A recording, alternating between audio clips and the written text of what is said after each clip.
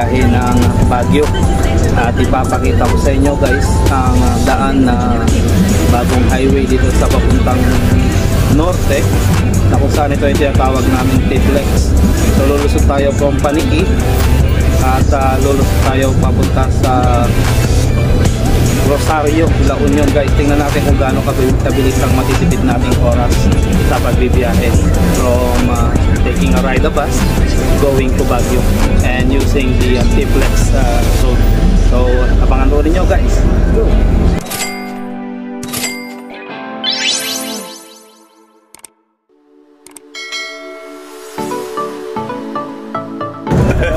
So guys, ito ang inyong lingkod, The Finest World. At guys, guess what?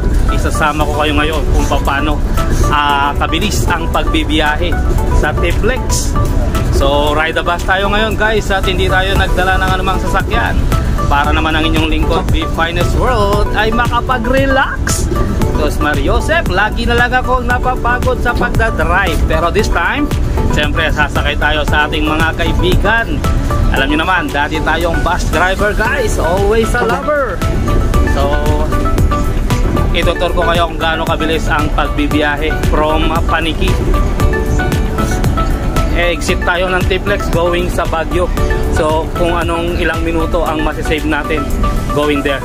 So see you later guys, at ipapakita ko sa inyo ang pagbibiyahe kung gaano kaliwalas at kabilis ang pagbibiyahe through T-Flex. Okay? So here we go! So syempre ang ating mga friendly neighborhood, ayan, paapyawan natin ang ating gwapong piloto. So guys, dati ako nandyan sa Manibelang yan. So ngayon syempre passenger na lang ang inyong lingkod At syempre paapyawan din natin ang ating gwapong friendly conductor. Ayan. So guys, eto na, tayo ay papasok sa T-Flex. So pupwestohan ko to ng maganda guys, para nang sa ganun ay may dokumento natin na maayos.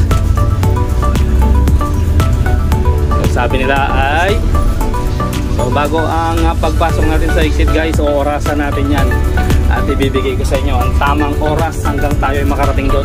Yan ay sa minimum na takbo lamang guys ng mga bus. So sa mga gustong mag-commute through bus, so ito ang tamang paraan at panahon para sa inyo, para mapanood nyo rin kung gaano kaliwalas ang dadaan kayo sa T-Flex. Ito ay ang Tarlac Pangasinan Expressway na nag-uugnay sa norte at sa Central Luzon. So abangan nyo guys hanggang sa makarating tayo sa pagpasok sa T-Flex Paniqui going to the exit of Rosario, La Union. So guys, sa pagbiyaheng ito guys, ini-endorso ko sa inyo na mag-ride kayo ng Genesis bus. So safety na, at talagang eksperyensyado at dumadaan sa masusing training ang ating mga empleyado rito. Yan ay sa pakikipagtulungan ng ating mga samahan sa LTO at sa LTFRB, at syempre sa masusing pakikipag-dialogo ng ating President and the owner of Genesis Bus, si Ma'am Risa. Ma'am Risa, shout out po sa iyo. Ito po ang inyong lingkod, The Finest World. So shoutout nga pala sa aming butihing presidente at may-ari ng Genesis Bus Lines, Ma'am Risa Angara Moises. So ang aming Ma'am Ram na napaka-bait at napaka-pro-employee na tao. So guys, itutur ko kayo sa pagbibiyahe natin ngayon through bus, no? Hindi tayo nakasasakyan ngayon na usual na ginagawa ng inyong lingkod. So guys, eto na ang ating start ng T-Flex. So mag-i-start tayo rito guys ng oras natin ay 9:53 AM. So tingnan natin guys. So ito ang ating toll gate na mag-i-start dito sa Paniqui. At tingnan natin kung ilang minuto ang masasave natin via T-Flex. Guys, so RFID equipped na po lahat dito guys sa mga papasok. At syempre kapag ka magmumotor ka guys, 400cc and above ang allowed lamang sa lugar na ito. So yan, dyan tayo guys sa area na yan, at going right tayo. Syempre kapag dumiretso ka pa Maynila ka guys, babalik tayo. Diyan napakaluwalas guys pagpasok pa lang sa area na ito.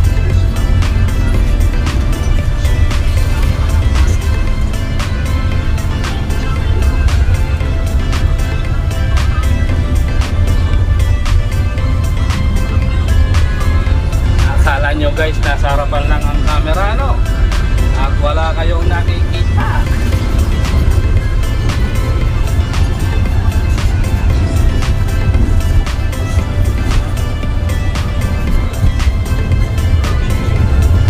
So 9:53 AM guys nang pumasok tayo rito, compare dun sa biyaheng ginawa ko through MacArthur. So dinocument ko rin po sa inyo yung pagbibiyahe ko through MacArthur. At ikukumpara natin habang tayo ay nagbibiyahe naman via bus.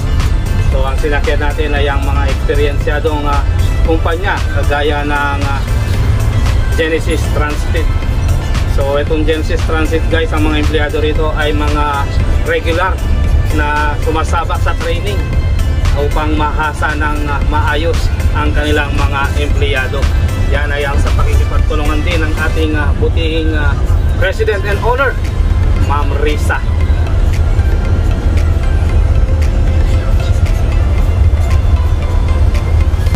So guys, dito sa Tiplex, ayan, ito po meron po tayong exit ng Mongkada.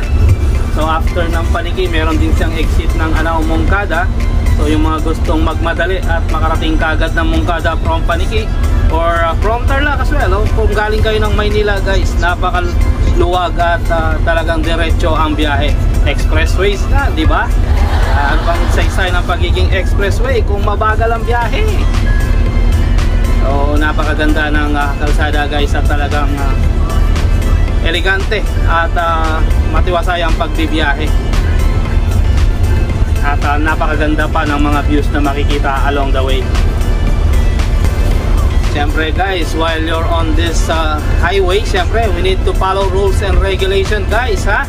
At huwag mag-overspeed sapagkat nakamonitor dito ang ating mga kapulisan o ang ating mga enforcer. Even though di natin sila nakikita guys, meron silang tinatawag na monitoring via camera.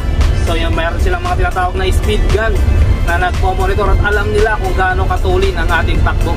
So malalaman na lang natin, walang sisita while we are traveling along the way. Pero pagdating mo sa toll gate guys, dun ka paparahin kapag ikaw ay lumabag sa kanilang rules and regulations dito sa loob ng vicinity ng Tiplex. Even though kahit sa mga establishment or sa mga lugar, marami tayong sinusunod na regulations. So kagaya rin sa mga highways, mas mainam na sumunod tayo for safety ka nga. Sapagkat kapag hindi tayo sumunod, natural, may punishment tayong makukuha. Pero kapag tayo ay sumunod, bukod sa maayos na pagbibiyahe, ligtas at higit sa lahat ay ika nga walang hassle tayong may encounter in the future. Kita nyo naman guys, napakaganda ng tanawin na makikita mo rito. So hindi rin naman magpapahuli ang mga views na makikita mo along the way guys. Ika nga siyempre bulubundukin ang ating tatahaking paakyat sa norte. So normal lang na makikita nyo ang mga magagandang tanawin na ito guys. Kaya hindi ka rin maiinip while doing the trip here in Tiplex.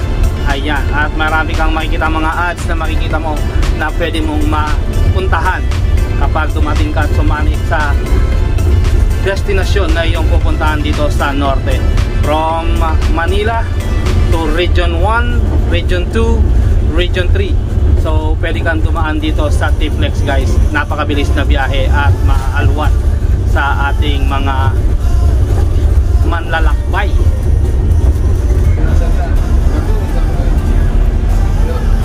Ayan guys, so makikita pa natin dito ang mga taniman ng sibuyas. So napakaganda guys ng mga tanawing makikita. Hindi ka talaga maiinip ka nga sa pagbibiyahe dito sa Tiplex. Bukod sa magandang tanawin, makikita mo rin ang mga pamumuhay na ginagawa ng mga tao sa lugar na ito. Ayan, so usong-uso pala rito guys ang mga taniman ng sibuyas at mais.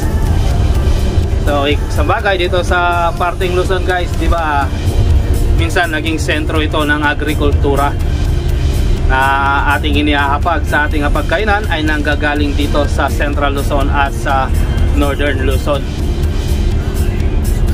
Ayan, marami kang makikita mga ads na pwede mong mapuntahan. Kaya along the way ay magkakaroon ka ng idea kung saan ka pupunta. na mga itinerary na lugar para sa iyong pag-travel o pagbabakasyon dito sa norte. So guys, oras 10:08, nandito na tayo sa Carmen guys. From Paniqui, nasa Carmen ka na. So galing tayo doon ng 9:53 guys.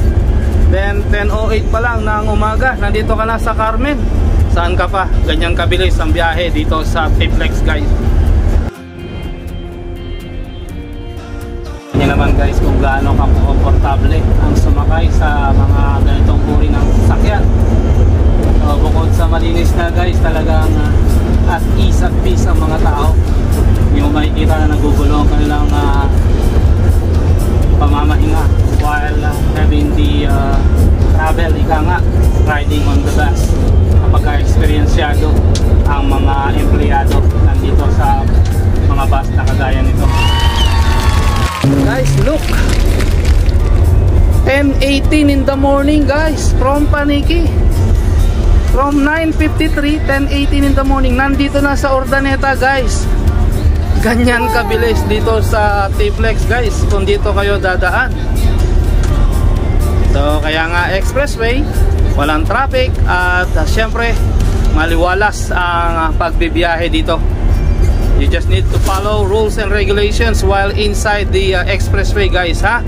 At be mindful sa mga pinapatupad na speed limit while you're on the highway and the expressway. And guys, ang minimum speed limit is 60 kilometers per hour and 100 kilometers per hour guys, maximum speed nila. So nasa inyo guys kung paano nyo dadalhin dito sa expressway. Meron din although may mga talagang pasaway na tumatakbo more than 100 kilometers per hour. Pero ingat-ingat, ika nga, sa bawat pagpapasaway, asahan ninyo palaging may kaakibat na parusa kapag nahuli. Yan ay paalala lamang ng inyong lingkod, The Finest World. So look at this guys, in just 2 kilometers away. 10:18 kanina guys, in just 2 minutes from Urdaneta to Binalunan. So that is how fast kung dito ka dadaan sa T-Flex. So napaka-alwan guys talaga ang dumaan dito. Nga lang, be sure na chinek natin ang ating mga sasakyan kapag tayo ay nagbibiyahe to avoid penalties and hassle, ika nga, along the way. So kita nyo naman guys, from Urdaneta of 10:18 in the morning, then 10:21 we are approaching now to the exit of Binalunan. And this Binalunan exit guys ay papasok yan. Makikita natin dyan ang tinatawag na Basilica ng Pilipinas, ang Manawag Church na famous dito sa norte. Ito guys ay dinarayo ng ating mga deboto na talaga namang dinaragsa ito kapag araw ng misa. Ito guys, ang mga misa naman dito sa Manawag ay ginagawa tuwing araw ng Biyernes, Sabado at Linggo.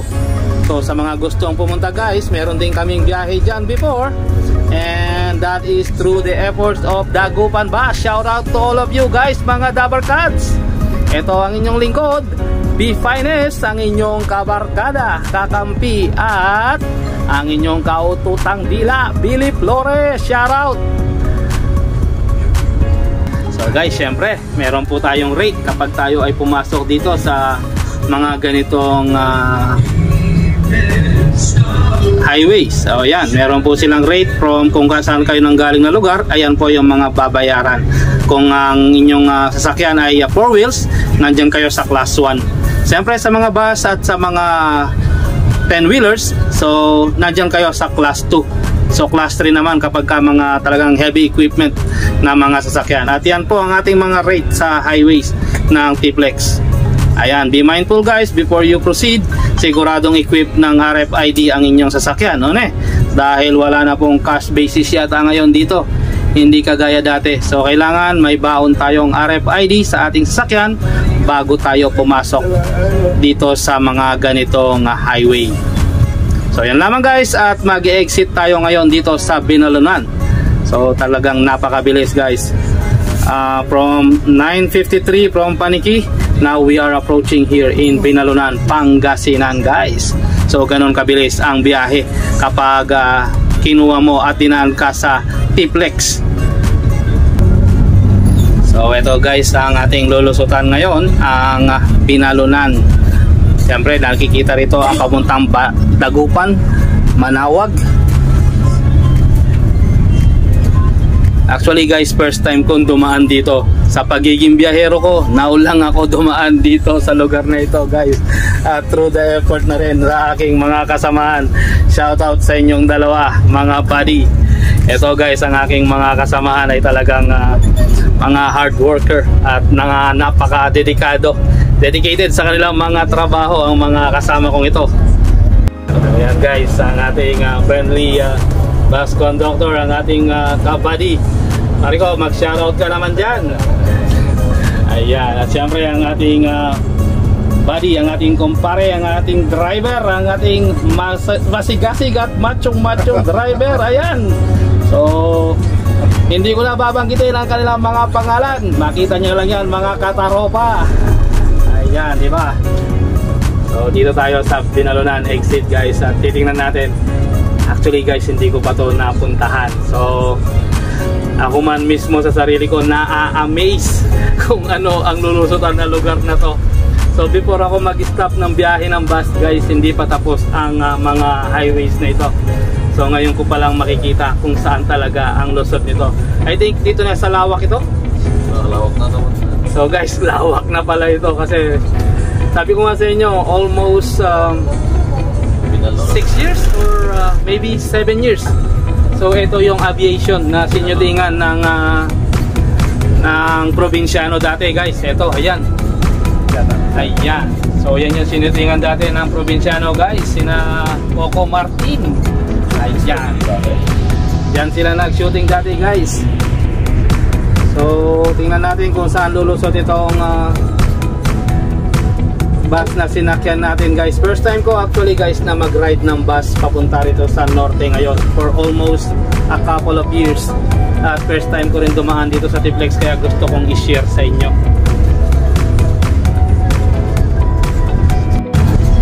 Ayan. So guys, nakikita nyo naman ano? Tadyang napakaluwag pa rin ng lugar. At lulusot pala ito guys sa Binalunan Crossing.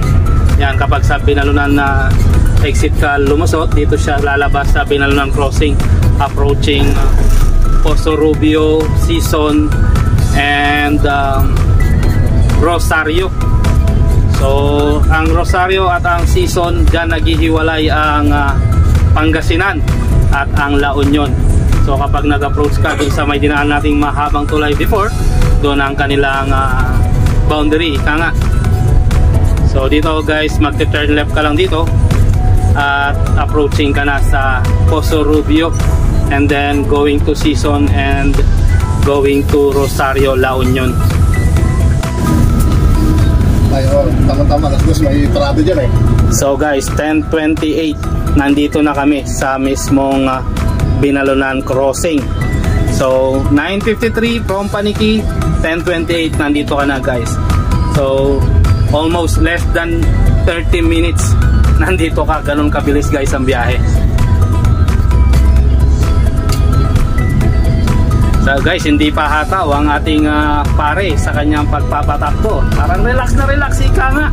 Kaya ganyan ka relax ang ating mga empleyado ng Genesis Bus Lines.